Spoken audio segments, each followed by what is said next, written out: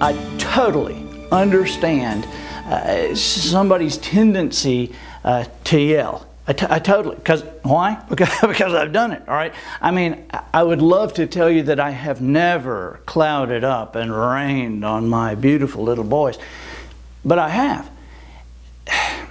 But when I do, and thankfully it's been a while, but when I do, I always step back later and I examine that situation and I realize that was a me problem.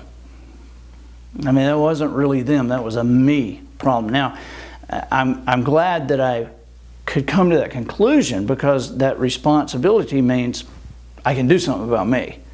I mean, if my family is in chaos and I'm yelling every day and you know, why won't they listen? And it's nothing to do with me. But see, it's either a me problem right then because of the frustration or the tiredness or whatever, but there's, even if it's not a me problem right then, there is always an element of, I have not prepared these children as a parent to react in the proper way. And I understand that's a me problem. Now, some of that may be because I didn't know how to do it. Some of that may be because I was impatient and didn't want to do it that way.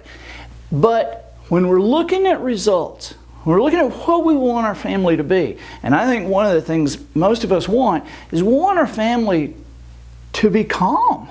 We want our family to be happy. All right? We don't want to be yelling. Well, there is a boundary that we set. And remember how we talked earlier, at some point you and I talked about making sure our children know we're telling them the truth.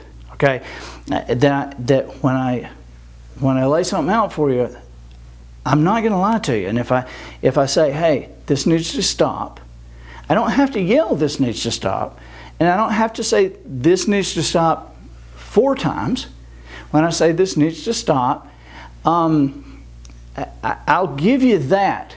Okay, but if I have to come back and say, now, you know, I already threw this out one time, but you know, if this doesn't stop this time, here's what's going to happen. I'd rather even not get to that point about what's going to happen, because you know the boundary, right? You know what we want to do here, and you have a respect for your mom, you have a respect for me, we respect each other, your brothers, and so I want to stay within that boundary. It's like a great playground.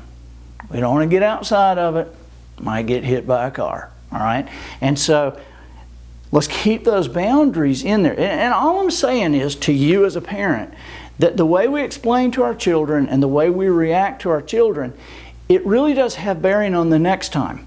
Because when we allow them outside that boundary and they go, ha, I'm outside the boundary, I didn't get hit by a car. Well, you know, they're going to start outside the boundary next time. And so to keep them safe and happy, to stay inside those boundaries that we set as a parent, and then begin to be able to expand those boundaries, everybody's happier, everybody's more contented. Ultimately, the yelling thing, you know, it's a thing that I choose. It's a thing that as a parent, I choose how I am going to act.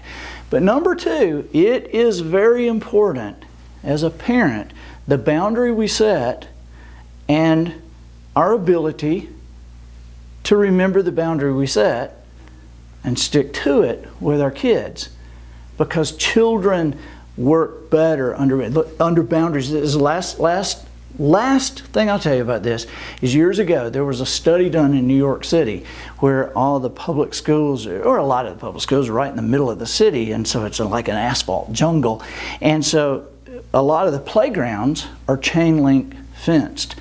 And somebody noticed that these kids, man, they made every piece of the use of this playground.